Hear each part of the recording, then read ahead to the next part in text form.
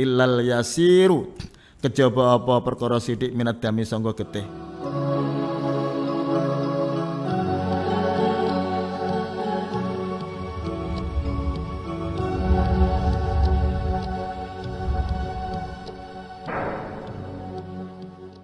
Assalamualaikum warahmatullahi wabarakatuh. Bismillahirrahmanirrahim. Alhamdulillahi rabbil alamin. Wassalatu wassalamu ala asyrafil anbiya'i wal mursalin sayyidina wa maulana Muhammad wa ala alihi wa sahbihi ajma'in. La hawla wa la quwwata illa billahil aliyyil azim. Amma ba'd. Allahumma anfa'na bima 'allamtana wa 'allimna ma yanfa'una wa zidna 'ilma. Allahumma akhrijna min dhulumatil wahm wa akrimna binuril ilm waftah alina bima'rifatil fahm. Subhanaka la ilma lana illa ma 'allamtana innaka antal alimul hakim. Qala Syekhul Mu'allif rahimallahu ta'ala wa nafa'ana bihi wa bi'ulumihi wa bikum fid dharain. Amin ya rabbal alamin. Pemirsa Demak TV rahimakumullah, malam Ramadan ke-13 kita mengkaji kitab Matnul Ghayah wa Taqrib lil Qadhi Abi Syuja' Ahmad bin Husain Al-Asfihani, menginjak pada faslun wal mashu 'alal khuffaini. Bismillahirrahmanirrahim. Faslun utawi iki ku fasal suci. Wal mashu utawi ngusap 'alal khuffaini ing atase muzah loro. Ini bahasa santri, bahasa kiai yang jarang didengar oleh masyarakat awam. Adalah semacam sepatu terbuat dari kulit, tapi lebih lentur yang menutupi telapak kaki atas bawah, kanan kiri, depan belakang, sampai ke mata kaki. Utawi ngusap ing atase muzah loro jaizun iku wenang bisalah sati syara'ita kelawan telu pira-pira syarat. Ngusap muzah loro niku oleh artosipun sebagai ganti dari membasuh kaki ketika wudhu. Dalam kondisi mungkin cuaca yang sangat dingin atau kondisi badan yang mungkin kurang hangat dan dingin, maka dalam kondisi tertentu dia boleh dalam wudhu tidak usah membasuh kaki dua, cukup diganti dengan mengusap muzah dua. Tapi disinilah ada syarat-syaratnya. Bisalah sati syara itu kelan telu pira-pira syarat. Rupane telundi ayab tadi ayo yen to ngawiti sapa mutawaddi lubsahuma ing nganggo al khuffain ba'da kamalit taharati ing dalam sause sempurnane suci. Syarat pertama, kedua muzah dipakai di kaki setelah wudhu sampurna. Wudhu dulu sampurna, kemudian menggunakan kedua muzah di kaki. Barulah setelah itu bisa diusap sebagai pengganti wudhu atau sebagai pengganti membasuh kaki ketika wudhu, baik itu dalam kondisi sehat atau sakit, baik kondisi itu dingin atau panas. Wa ayyakuna lan yantono bal khuffaini satiraini iku nutupi karone lima halli ghuslil fardhi maring panggonane mbasuh fardhu minal qadamaini sangka dlamaan loro.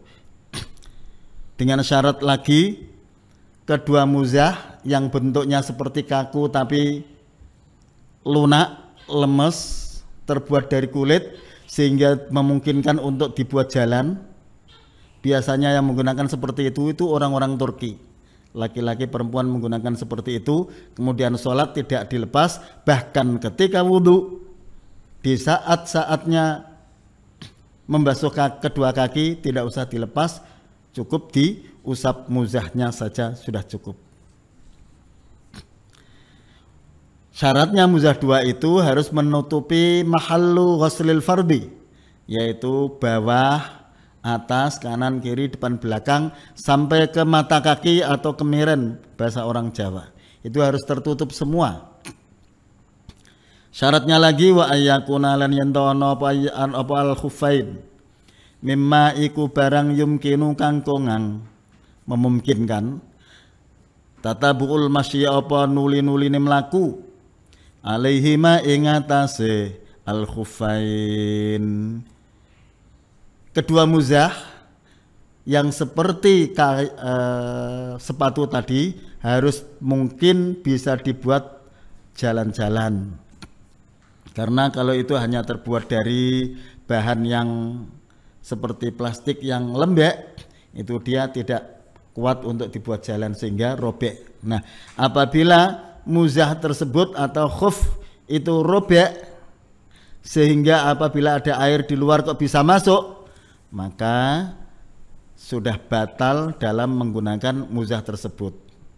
Yakni ketika wudhu tidak cukup mengusap muzah, akan tapi wajib membasuh kedua kaki. Tidak bisa diganti dengan mengusap muzah. Kenapa? Karena sudah rusak. Wayam sahulan ngusap sopo al mukim wong kang mukim, berarti orang yang di rumah, artinya tidak bepergian, yang tidak bepergian dari atau ke luar batas rumah atau keluar batas wilayah lingkungan. Yauman ing dalam sedina walailatan lan suwengi. Kalau orang itu mukim tidak bepergian, maka mengusap kedua muzah itu hanya sehari semalam. Wal musafiru lan ngusap sapa wong kang lelungan ketika dimutlakkan safar itu biasanya apabila sudah mencapai perjalanan masa fatul qasr. Mungkin kebanyakan ulama memperkirakan antara 88 sampai 96 km. Wong kang lelungan kena ngusap muzah salah satu ayamin ing dalem telu pira-pira dina bilayalihinna sartane pira-pira wengine salah satu ayam. Kalau orang itu bepergian dalam bepergian yang menempuh jarak masafatul qasr ada 90 km, maka dia boleh mengusap muzah selama 3 hari 3 malam. Itu pun dimulai bukan sejak ketika memakai muzah, akan tetapi inilah wabtidaul muddati utawi kawitane mangsa min hin yuhditsu iku sangkane hadas sapa mutawaddi ba'da lubsil khuffaini ing dalem sause nganggo muzah loro. Untuk persiapan menggunakan muzah dua, seseorang wudhu dulu. Wudhu biasa, nawaitul wudhu'a membasuh wajah, kedua tangan, ngusap sebagian kepala, telinga sebagai sunat, kemudian membasuh kaki, sampurna wudhunya pakai muzah dua yang bentuknya seperti sepatu tadi. Setelah pakai, nah tunggu. Kalau nanti kita hadas, baik itu keluar dari dua dalan, belakang atau depan, atau bersentuhan dan lain sebagainya, itulah baru batal wudhunya. Setelah batal wudhunya, barulah dimulai sehari semalam bagi orang yang di rumah atau 3 hari 3 malam bagi orang yang bepergian. Bisa mengusap muzahnya tanpa membasuh kaki untuk wudhu. Fa imma saha mongko lamun ngusap sapa mutawaddi fil hadari ing dalem omah. Summa safara nuli lelungan sapa mutawaddi. Au masaha utawa ngusap sapa mutawaddi fis safari ing dalem lelungan, summa aqama nuli mukim sapa mutawaddi atamma mongko nyempurnakno sapa mutawaddi masha muqimin ing ngusape wong kang mukim. Tadi sudah dijelaskan ketika orang itu ngusap muzah di dalam rumah yakni tidak bepergian, maka hanya sehari semalam dimulai dari ketika hadas setelah wudhu, atau dia bepergian maka diperbolehkan sampai 3 hari 3 malam. Nah sekarang sebagian pergi, sebagian di rumah, padahal kita sudah menggunakan muzah. Contohnya misalkan sekarang saya wudhu, setelah wudhu baru memakai muzah, setelah muzah baru mulai kita di rumah, terus nanti subuh kita menggunakan muzah. Dadak ketika jam 9 kita pergi. Nah, berarti ada unsur di rumah dan ada unsur bepergian, maka dihitung hanya sama dengan orang di rumah saja. Atau ketika orang bepergian diperbolehkan 3 hari, belum sampai 3 hari, mungkin sehari semalam atau baru 2 hari kok sampai di rumah, ya menyempurnakan seperti ngusapnya orang mukim atau tergantung waktu yang sisa sudah habis. Misalkan sudah 2 hari dia pergi, baru kemudian sampai di rumah belum ada 3 hari, maka 2 hari sudah selesai dan dia sudah dinyatakan habis masa waktu untuk mengusap muzah tadi. Wayab tululan batal apa almashu ngusap abi salah sati syara asya'a kelawan telu pira-pira perkara. Ngusap muzah niku batal kelawan telung perkara. Artine batal niku mboten batal wudune, tapi batal wis ora kena diusap meneh, ngoten lho. Jadi masa mengusap muzah sudah habis. Siji bi khal'ihima kelawan copote al khuffain wa qida'il muddati lan rampunge mangsa wa malan barang yujibu kang majibaken apa ma'al ghusla ing adus. Pertama, ketika muzah lepas, baik itu lepas sendiri atau dilepas, baik ingat atau lupa, ketika muzah dilepas maka masa untuk mengusap muzah sudah habis. Artinya berarti ketika dia wudhu harus membasuh kedua kaki sebagaimana orang wudhu biasa. Yang kedua, wangqidha'il muddati, waktunya habis. Contohnya sehari semalam dia sudah mengusap muzah di rumah, berarti sudah habis. Kalau wudhu lagi harus dilepas muzahnya dan membasuh kaki, baru menggunakan muzah lagi, baru boleh mengusap lagi. Atau sudah 3 hari 3 malam ketika dia pergi, maka harus wudhu sempurna lagi dan membasuh kaki, dan barulah dia boleh mengusap muzah lagi. Yang ketiga, batale ngusap napa?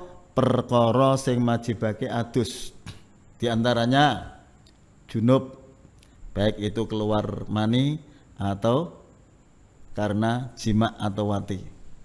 Maka hal yang mewajibkan mandi seperti itu menjadikan mengusap muzah batal. Artinya harus dilepas dan mandi keseluruhan badan sampai di kaki dibasuh semua, karena tidak ada ngusap muzah sebagai pengganti basuh kaki ketika mandi.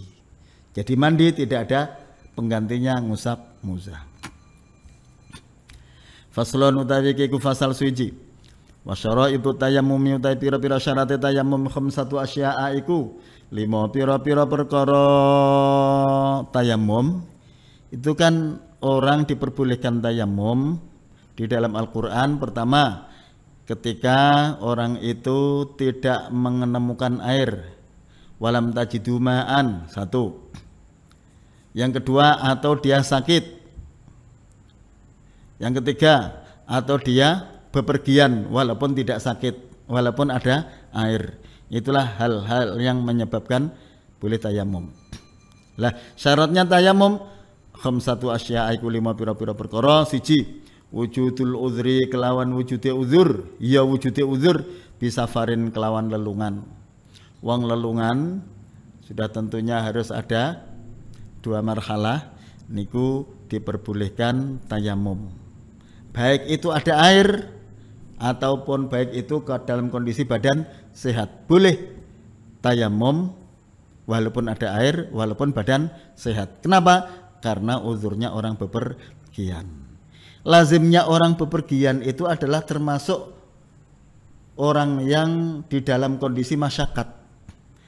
Tentunya seenak-enaknya orang yang bepergian itu masih nyaman, enjoy di rumah. Oleh karena itu orang bepergian diperbolehkan tayamum, dan hal ini adalah termasuk rukhsah. Tentunya tidak boleh bepergian yang untuk maksiat.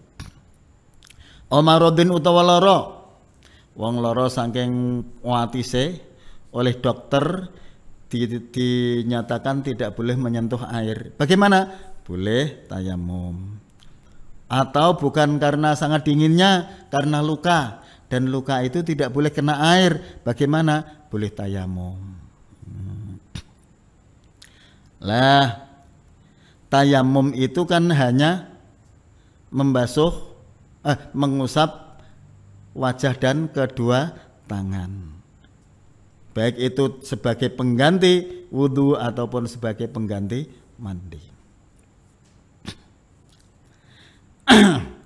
Padahal luka itu ada kalanya di anggota tayamum seperti wajah dan tangan, atau yang luka itu ada pada anggota yang bukan anggota tayamum. Contohnya yang luka ada pada kaki.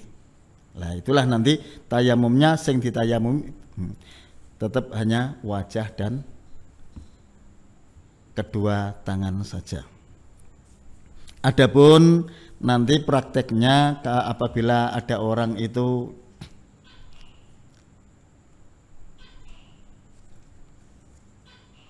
sakit, yang badannya atau yang tempat yang sakit tidak boleh kena air, contohnya misalkan langsung saya contohkan di sini. Apabila di wajah ini, di dalam pipi ini ada luka, dan luka ini tidak boleh kena air dan tidak tertutup oleh jabiroh bahasa santrinya. Mungkin sekarang itu adalah ditutup oleh plaster oleh dokter. Nah, inilah apabila luka, maka orang sehat wudhu dulu pakai air. Yang dibasuh adalah anggota yang masih sehat saja. Tinggalkan yang ada lukanya. Padahal wudhu harus tartib, maka setelah membasuh ini barulah kita tayamum sebagai pengganti yang sakit ini tadi. Tayamum mengusap wajah dan tayamum mengusap kedua tangan. Tapi yang enak tayamum dulu biar tidak kena air, maka tayamum dulu rata, baik yang sakit atau yang sehat semuanya pakai tayamum. Setelah tayamum selesai barulah mulai wudhu. Yang sehat dibasuh air semua, meninggalkan yang luka. Nah, berarti sudah sempurna karena wajah yang sakit sudah terkena oleh tayamum, sedangkan yang sehat sudah diwuduni semua, sempurna terus. Ini contoh apabila tayamum karena luka yang ada pada wajah. Yang kedua, luka yang ada pada tangan, maka harus mendahulukan wudhu dulu. Wudhu, semua wajah diratakan air, kemudian tangan yang sehat dibasuh dengan air semua, meninggalkan yang luka saja karena tidak boleh terkena oleh air menurut vonis dokter. Nah, setelah membasuh tangan yang sehat semua, keringkan wajah dan tangan, kemudian mencari tayamum atau debu. Cari debu, tayamum wajah, terus kedua tangan. Nah, sudah selesai wajah dan tangan, kemudian wudhu melanjutkan kepala, telinga dan kaki, selesai. Jadi harus wudhu, kemudian di tengah-tengah wudhu karena ada anggota yang sakit, maka di tengah-tengah wudhu barulah disela-selani dengan tayamum sebagai pengganti membasuh anggota yang kena penyakit tadi. Tidak boleh dikenakan oleh air dan diganti dengan tayamum. Bismillahirrahmanirrahim. Ini contoh luka yang tidak ada jabiroh. Nah, sekarang yang ada jabirohnya, nanti insya Allah pada bab yang lain diterangkan secara khusus bagi orang yang lukanya ada jabiroh atau ada tambal, mungkin plaster dan sebagainya, termasuk gip. Bismillahirrahmanirrahim. Faslun utawi iki ku fasal suci ya. Waduhul waktu sholat lan manjinge waktu sholat. Lho niki tayamum niku bisa dilakukan apabila waktunya sholat sudah manjing, apabila tayamum untuk sholat. Misalkan ini tadi isya, setelah ada azan misalkan, contohnya saja, barulah orang bisa melakukan tayamum kemudian untuk melaksanakan sholat isya. Kalau sebelum manjing waktu isya tidak boleh, apa alasannya? Satu, tayamum itu adalah ibadah yang darurat sebagai pengganti wudhu. Dan lagi tayamum itu tidak bisa menghilangkan hadas, tidak bisa mentahharahkan dari hadas, hanya bisa memperbolehkan seseorang melaksanakan sholat. Makanya di dalam niat tayamum itu nawaitu tayammuma listibahati fardhis shalah, niat ingsun tayamum untuk diperbolehkannya fardunya sholat, bukan untuk lil raf'il hadasi, karena tayamum tidak bisa menghilangkan hadas, hanya bisa menjadikan bolehnya wudu sholat tanpa wudu. Dan sekaligus kenapa kok tidak boleh tayamum sebelum manjing waktu? Tayamum tadi saya sampaikan adalah darurat.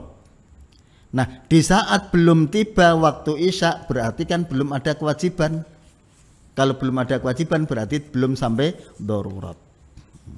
Kalau dikatakan darurat itu kalau sudah sampai isya, nah ternyata tidak ada air baru tayamum, atau ternyata tubuhnya tidak boleh kena air maka baru diperbolehkan tayamum. Wa talabul ma'ilan luru banyu, kudu golek banyu sik. Kalau sudah divonis dinyatakan tidak ada air baru diperbolehkan tayamum. Ini kalau tayamum sing li faqdil ma'i, karena tidak adanya air. Lah kalau orang bepergian ada air banyak pun boleh. Kalau orang sakit divonis tidak boleh kena air, ada air pun boleh. Ini disyaratkan wa talabul ma'i ini bagi orang yang tayamumnya li faqdil ma'i karena tidak ada air. Wa ta'dzuru istimalihi lan uzur gunakake alma. Lho, la uzur gunakake alma niku contone kaya dene wong sing lara niku diperbolehkan. Wa i'wazuhu lan longkone alma ba'da talabi indal musawise luru, dinyatakan tidak ada air setelah mencari.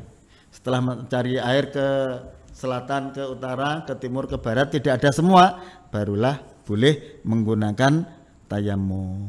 Itu kalau tayamumnya karena tidak ada air.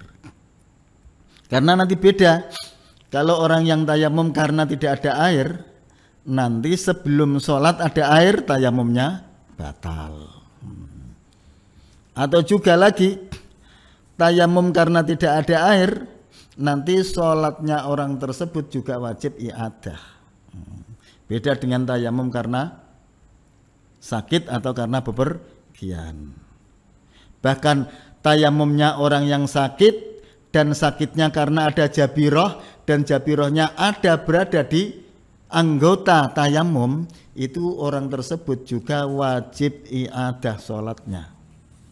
Jadi nanti pada bab jabiroh, misalkan di dalam pipi atau di pelipis, batuk cara wong disone, atau di tangan ada luka kemudian ada jabirohnya, ada plaster, itu harus wudu dan tayamum dan sholat. Besok kalau sudah sembuh wajib i'adah selama dia menggunakan jabiroh atau plaster atau gip. Saya sudah pernah selama 28 hari karena tangan saya dibungkus oleh gip, maka setiap hari saya juga wudu, kemudian mencari tayamum. Kalau ada ya tayamum, kalau tidak ada debu ya tidak tayamum, hanya wudu saja. Tapi yang jelas-jelas wudunya tidak bisa sempurna karena ada gip di antara pergelangan tangan ini sampai ke siku, sehingga tangannya jelas tidak bisa diwuduni. Bagaimana? Ya wudu sing dibasuh pada anggota tubuh yang kelihatan yang bisa dibasuh dengan air saja. Nanti kalau sudah dilepas kipnya, wajib wudhu dan sholat, mengulangi sholatnya sepanjang dia menggunakan kip itu tadi. Sebagaimana orang yang menggunakan jabiroh itu. Jadi sepanjang orang menggunakan jabiroh yang ada pada anggota tayamum, wajah dan tangan, maka dia wajib sholat dengan wudhu dan tayamum, dan ketika besok sudah sembuh dia wajib mengulangi sholatnya lagi. Watturabulan lebu at-tahiru kang suci. Niki syarat meneh, wong tayamum niku kudu nganggo lebu sing suci. Lahu kang iku tetep kedue turab ghubarun utawi lebu bledug. Dadi sing jenenge lebu niku dikantil tangan ditempelke ngaten niki kantil. Lah iku baru dikatakan debu. Sing sah untuk tayamum. Lah nek ditempelke ngene kok merojol kabeh ora ana sing kantil, itu namanya bukan turab, bukan debu, tapi nama kerikil. Lah nek sing kerikil niku ora sah. Lah nek iki ana sing kantil ning ngene tangan-tangan, itulah yang disebut debu, yang sah untuk tayamum. Suci artinya suci satu tidak najis, mungkin debu yang campuran dengan najis atau bahkan debu itu sendiri terbuat dari najis, itu juga tidak bisa untuk tayamum. Atau ada debu yang habis untuk menghilangkan hadas kecil atau hadas besar, atau untuk tayamum lah. Lebu yang habis untuk tayamum itu juga lebu yang mustakmal, itu juga tidak boleh untuk tayamum lagi. Fa in khalata mongko lamun nyampurihu ing turab jisun apa gambing, aura malun utawa pasir, lam yujzi. Alhamdulillahirabbil alamin. Lam yujzi mongko ora nyukupi apa turab. Lah nak lebu sing kecampuran gambing utawa pasir ora cukup. Jadi lebu sing bener-bener sangka lemah. Lemah niku ya tanah liat niku sing garing kemudian bledug dhewe. Ini tidak tertera bagian syarat lagi. Biasanya di kitab-kitab lain itu ada, yaitu memindah atau naklut turab. Mungkin masuk di dalam rukunnya atau tidak, itu yang jelas di dalam kitab lain itu harus ada unsur naklut turab, artinya memindah debu. Contohnya debu ada di meja ini, tangan saya tempelkan, debunya melekat, saya usapkan kepada wajah. Nah ini namanya naklut turab, memindah debu ke lokasi di meja, saya pindahkan ke wajah saya, terus dipindahkan lagi ke tangan saya. Kenapa harus ada naklut turab? Beda dengan wudhu.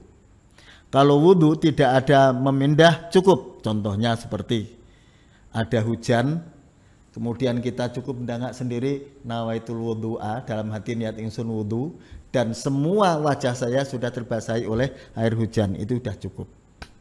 Atau kita tenggelam selulup di dalam sungai, niat wudhu, itu sudah cukup. Tapi kalau debu tidak cukup. Misalkan ada angin lesus yang ribut sekali, kemudian debunya bertebaran, kemudian melekat di wajah-wajah Anda, kemudian Anda cukup niat nawaitu tayammuma listibahati fardhis sholati, itu tidak cukup karena tidak ada unsur naklut turab. Harus ada unsur naklu, memindah dari tempat ke tempat wajah kita.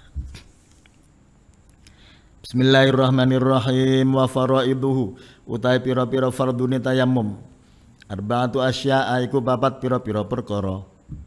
Rupane an-niyatu ya niat. Sing jenenge niat niku kudu ana. Ibadah ora ana niate ya ora dadi.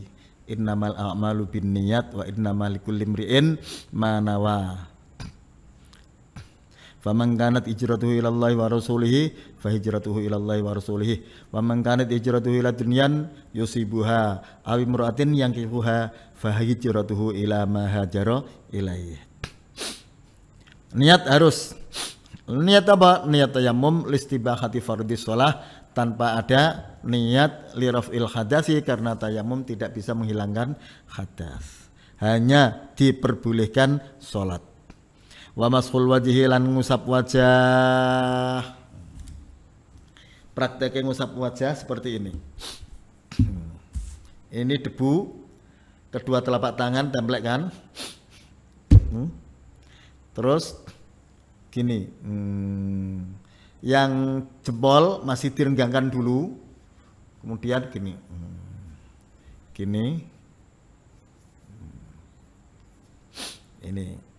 ini untuk wajah.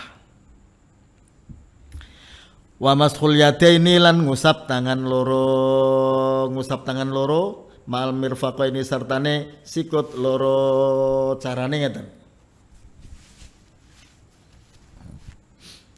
templekke tangan pada debu, yang kiri, tangan kiri diusapkan pada punggungnya tangan kanan ini, yang jempolnya masih ini hanya yang jari-jari saja, kemudian belakangnya untuk telapak tangan, yang jempol mengusap jempol, kemudian yang tangan kanan mengusap punggung tangan kiri, cukup jari-jari saja, telapak tangannya masih utuh sampai ke sikut. Telapak tangan diputar bagian bawah dengan jempol masih diangkat, dan jempolnya untuk jempol gini. Nah, dengan demikian semuanya sudah terusapkan semuanya.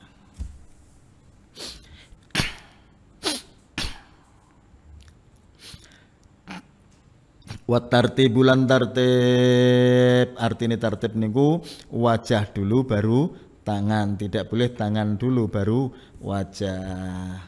Beda dengan mandi, kalau mandi tidak ada tartib, sehingga mandi kaki dulu baru sampai terakhir kepala boleh, tapi kesunatannya dari atas mulai kepala bagian kanan, bagian tubuh kanan dulu semuanya, terus baru kiri semuanya.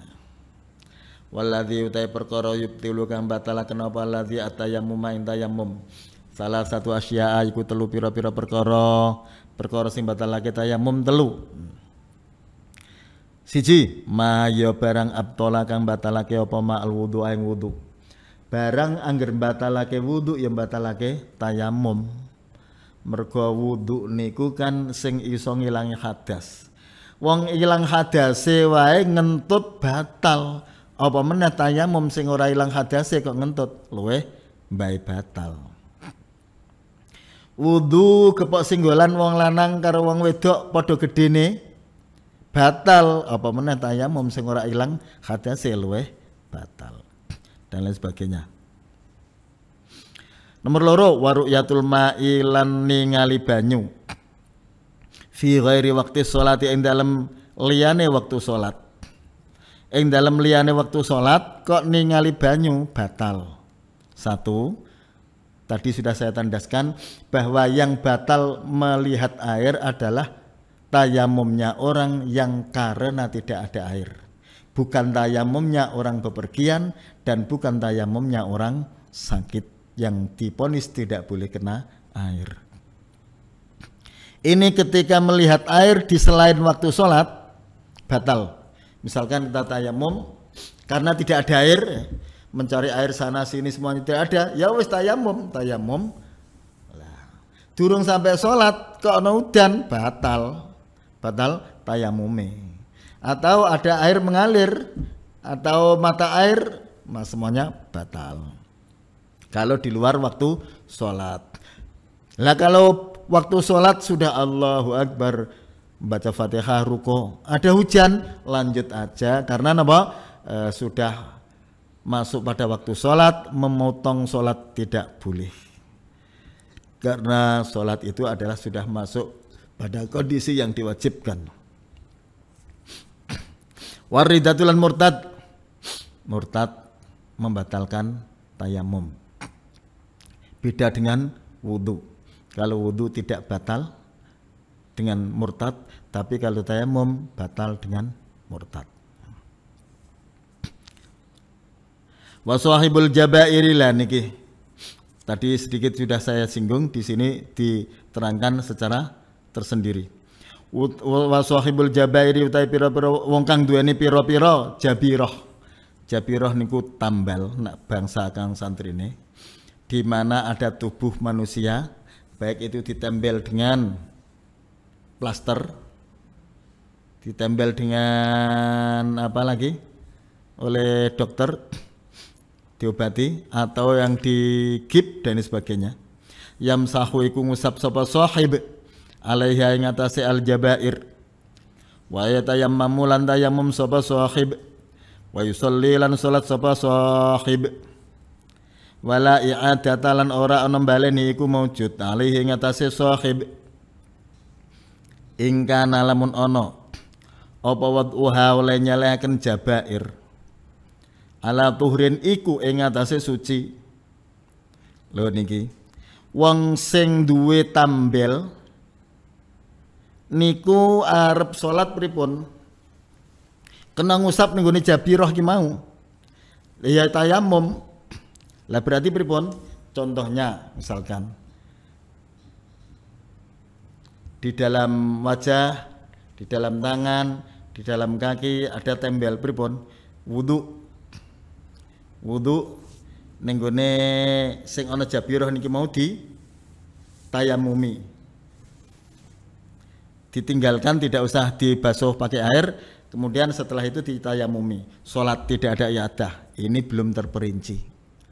Tadi kalau saya mengatakan ketika ada jabirah dan jabirah ada pada anggota tayamum, itu tetap wajib wudu, tetap wajib tayamum, dan tetap wajib sholat. Setelah sembuh baru dilepas dan wajib iadah. Kalau jabirah ada pada anggota tayamum, yaitu wajah dan tangan. Kalau berada di lainnya, misalkan kepala, misalkan kaki, lah itu tidak wajib i'adah. Kenapa? Karena diwuduni dan kemudian ditayamumi itu bisa sempurna semua. Contohnya misalkan jabirah berada di kaki, dibasuh tidak bisa rata karena ada jabirahnya, tapi ketika kita tayamum, tayamumnya kan bisa sempurna, mengusap wajah dan mengusap tangan, bisa sempurna. Tapi kalau ada jabirah di wajah atau di tangan, wudune ya tidak sempurna, ditayamumi juga tidak sempurna.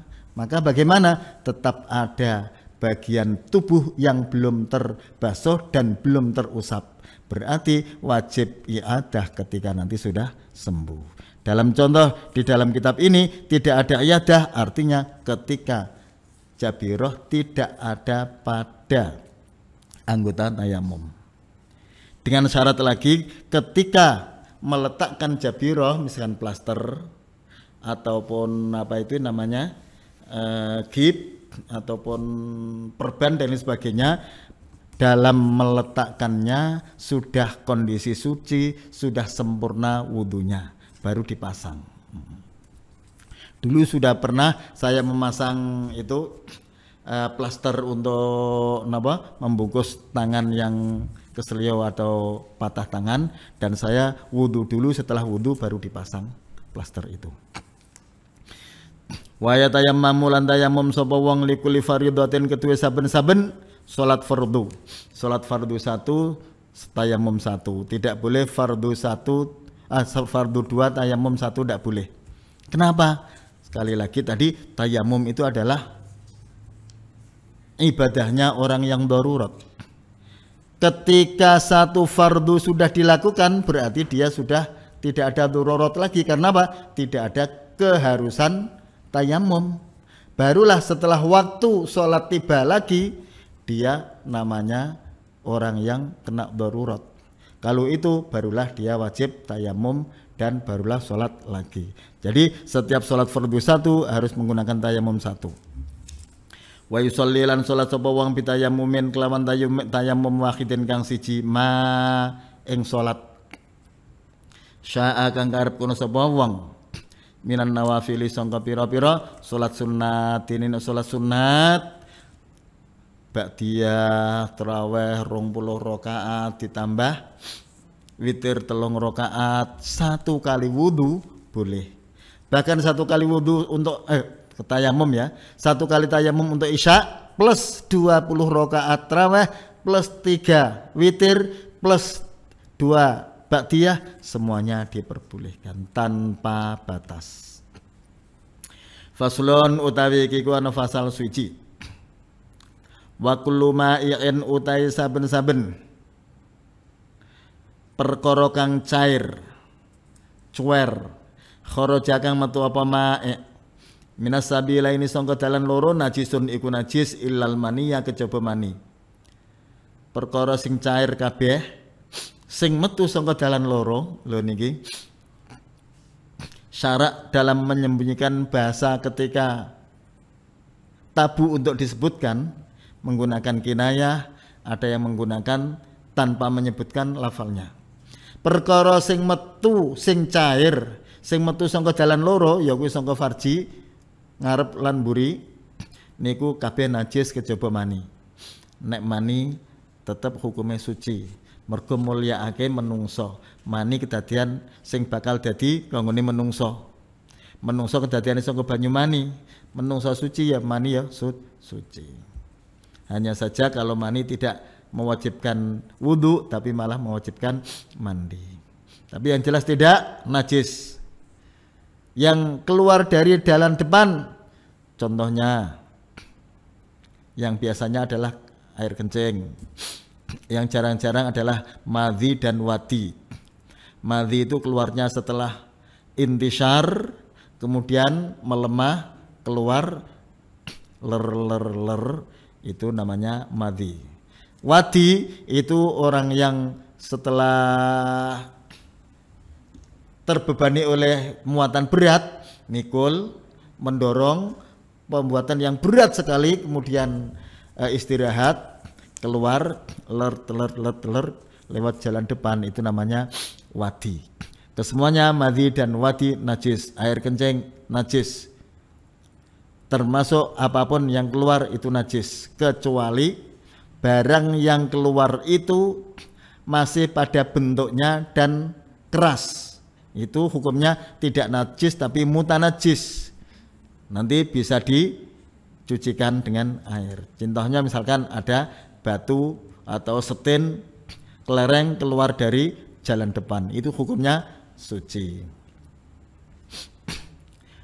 Atau ada kelereng keluar dari jalan belakang, itu juga suci. Kalaupun najis itu bisa dicuci kemudian bisa suci. Orang menelan uang misalkan 1.000 rupiah yang berupa uang koin, kemudian ketika berak ternyata bisa keluar secara utuh. Nah gitu. Contohnya lagi itu hewan luwak. Biasanya dipiara di lokasi yang penuh dengan kopi, kopinya dimakan oleh luwak dan luwak dibiarkan beberapa waktu, kemudian kopi masih keras, masih pada bentuknya atau bentuknya sudah terpecah-pecah tapi masih keras, keluar dari jalan belakang luwak, maka luwak itu kalau nanti kopinya itu nanti kalau keluar dari jalan belakang bisa dicuci dan kemudian dimasak lagi dibuat kopi. Kenapa? Itu tidak najis tapi hanya mutanajis, yang suci dengan dibasuh atau disucikan dengan air. Nah itu contohnya sesuatu yang keluar dari jalan belakang ketika masih keras, masih utuh, maka dia hanya mutanajis, tidak najis. Wa ghuslu jami'il abwali utai basuh kabehane pira-pira uyuh wal arwasilan pira-pira tai wajibun iku wajib. Kenapa tidak dikatakan cewek? Beda. Kalau cewek itu kan kencing atau kotoran keluar dari jalannya tadi, maka cara membersihkannya namanya istinja, cukup menggunakan batu bisa. sempurnanya batu dan air atau cukup dengan air saja. Tapi yang namanya membasuh tidak bisa menggunakan batu. Contohnya ada air di lantai, ada kencing di lantai, ada air kancing di baju, ada air kencing di mana saja. Cara membasuhkannya bagaimana? Harus dengan air. Yang namanya membasuh itu hukumnya wajib. Termasuk kotoran-kotoran manusia, kotoran hewan, semuanya wajib dibasuh. Illa baula sabiyyi, kejaba uyoe bocah cilik lanang atau bocah lanang cilik, alladzi kang lam yakul, kang durung tau mangan sapa lagi sobi apa ama ing panganan. Fa innahu mangko sak temune baula sabiyyi yathuru iku suci apa baula sabiyyi birasyil ma'i kelawan nyeprataken banyu alaihi ing atase baulis sabiyyi, air kencing atau kotoran manusia semuanya di lantai, di pakaian wajib dibasuh dengan air yang mutlak biar suci. Dan yang namanya dibasuh itu harus airnya mengalir. Kecuali air kencingnya anak lelaki yang belum pernah makan makanan. Artinya hanya meminum susunya air ibu. Satu, anak lelaki berarti bukan perempuan. Dua, yang belum makan makanan hanya mengkonsumsi air susu dari ibunya. Itulah yang najisnya tersebut disebut najis mukhaffafah. Di situ cukup nyirataken air. Sing jenenge nyiratake sing penting rata. Angger lokasi sing ana uyoe disirati air kok wis rata, itu sudah cukup. Niku nek uyoe bocah lanang cilik. Nek bocah cilik tapi cah wedok, iku najisnya tetap mutawasitoh. Berarti harus dibuang airnya dulu. Setelah airnya hilang baru digebyur pakai air atau disirati pakai air merata seluruh lahan yang ada najisnya diratakan dengan air. Itu sudah cukup. Karena apa kok dibedakan? Karena memang kencing air orang perempuan yang kecil itu beda dengan kencing anak lelaki. Baunya saja sudah berbeda. Termasuk tingkat kedewasaan anak lelaki dengan anak perempuan juga beda. Kemungkinan kedewasaan atau baliknya anak perempuan kalau sudah umur 9 tahun mengeluarkan darah haid itu sudah disebut balik. Tapi kalau orang lelaki kemungkinan keluar air mani itu kan jarang. Kalau sudah umur cukup dewasa atau dengan umur 15 tahun. Bismillahirrahmanirrahim. Jadi air kencing kalau anak lelaki belum memakan makanan, hanya susunya ibu, itu cukup diciprati dengan air sudah suci. Nah, kalau sudah makan nasi, makan pisang goreng, makan lain-lainnya, maka air kencingnya menjadi najis mutawasitoh, harus disucikan dengan air dengan cara dibuang airnya dulu, dilap dulu.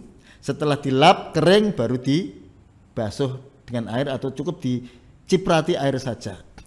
Ini sering terjadi kesalahan pada orang-orang yang berumah tangga.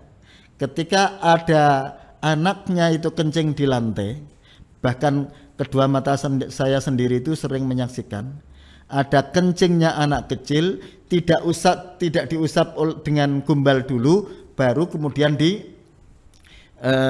kemudian langsung disiram dengan air, itu malah semuanya najis. Jadi bertambah najisnya, semakin tambah lebar. Ada yang ekstrim lagi. Bukan ekstrim terlalu irit. Jadi ada gombal cukup dibasahi dengan air kemudian dilapkan. Nah, itu juga semuanya najis semua, tidak bisa suci. Dan hal itu sering terjadi bagi anak-anak mungkin yang tidak pernah ngaji di pesantren atau tidak pernah ngaji sama Pak Yai, atau sudah pernah ngaji tapi tidak peduli atas najis. Lah itulah, saya itu terkadang melihat seperti itu. Saya sendiri melihat orang itu juga sering ngaji kok, cara membasuh najis, mensucikan najis seperti itu. Maka bapak-bapak, ibu-ibu, perhatikan cara mensucikan najis itu dibuang airnya dulu. Barangnya dibersihkan dulu, setelah kering atau habis baru dibersihkan dengan air, cukup disiram saja. Wala yu'falan oratin ngapura apa an syai'in suwi-wiji minan najasati sangka pira-pira najis illal yasiru kejaba apa perkara sithik minad dami sangka getih wal qayhi lan nanah wamalan getih wamalan batang la nafsa kang ora ana getih iku maujud lahu kedue ma sailatun kang mili. Perhatian, najis sedikit pun tidak diampuni. Artinya tidak diampuni itu berarti tidak boleh orang sholat membawa najis yang sedikit, kecuali satu, darah yang sedikit. Darah yang sedikit ini bisa diampuni satu, apabila untuk ketika orang itu sholat dan tidak sengaja. Contohnya ada nyamuk, batang nyamuk yang melekat sendiri tanpa Anda bunuh atau tidak Anda plitet. Lah itu kan ada sedikit darah tapi tidak sengaja, maka tidak apa-apa, karena darahnya hewan lain. Lah sedikit tapi kalau sengaja tidak diampuni. Contohnya, hati-hati niki, panjenengan semua sholat karena ada nyamuk kemudian dibunuh nyamuknya. Setelah dibunuh ada darah yang melekat di tubuh. Lah niku tidak diampuni. Kenapa? Sedikit tapi ada unsur sengaja. Ya, yang namanya diampuni itu kan kalau tidak sengaja. Lah sedikit kalau sengaja tidak diampuni, kecuali kalau darahnya sendiri. Misalkan kukur-kukur sendiri serada gudiken waya gatel-gatel ndadak metu getihe, itu ndak apa-apa, dengan catatan satu, getihe dhewe tur sithik dijarak ndak apa-apa. Lah nek getihe wong liya kaya dene nyamuk tadi itu diampuni kalau tidak jarak. Wal qayhi lan nanah itu juga sama, sedikit dan tidak jarak kalau dari orang lain atau dari hewan lain. Kalau darahnya sendiri sedikit walaupun sengaja tidak apa-apa, tapi kalau sedikit. Kalau banyak dan sengaja walaupun darahnya sendiri maka batal sholatnya. Termasuk yang di ngapura atau diampuni tadi adalah hewan yang tidak punya darah yang mengalir. Mungkin ada cecak, itu juga termasuk hewan yang tidak punya darah yang mengalir, atau lalat atau dan lain sebagainya. Hewan-hewan yang tidak punya darah yang mengalir, bangkainya itu diampuni. Satu, bangkainya diampuni ini adalah di dalam sholat. Lah kalau ada unsur sengaja membunuh cecak kemudian dikantongi di sak, lah itu ya tidak diampuni, tidak boleh. Ya. Atau tidak di dalam sholat tapi kecemplung ning gone minuman, itu juga tidak boleh, tidak diampuni. Jadi najis-najis yang diampuni itu ada tempatnya masing-masing. Najis yang diampuni dari darah, nanah, hewan yang tidak ada darah yang mengalir, ini ketika sholat.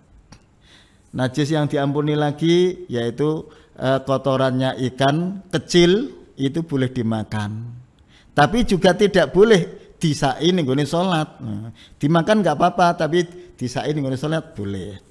Makan buah ada bangkai ulatnya dimakan aja langsung boleh, tapi malah kalau diambil lalatnya kemudian dikantongi di dalam sak untuk sholat tidak boleh. Jadi hal-hal yang diampuni itu pada tempatnya masing-masing dan tidak diampuni di tempat yang berbeda. Idza waqa'a nalikane tumiba kono apa ma fil ina ing dalam wadah. Sekali lagi wadah ini yang dimaksudkan bukan wadah minuman ya.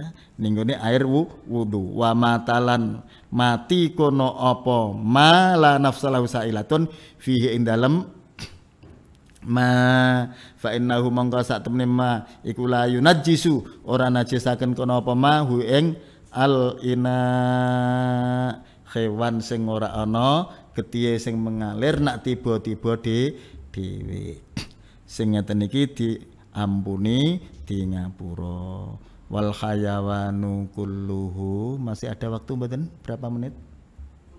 Cukup.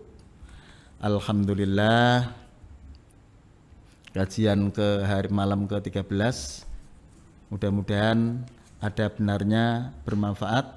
Kalau ada salahnya mudah-mudahan diampuni oleh Allah Subhanahu wa taala. Wallahul muwaffiq ila aqwamit thoriq. Wassalamualaikum warahmatullahi wabarakatuh.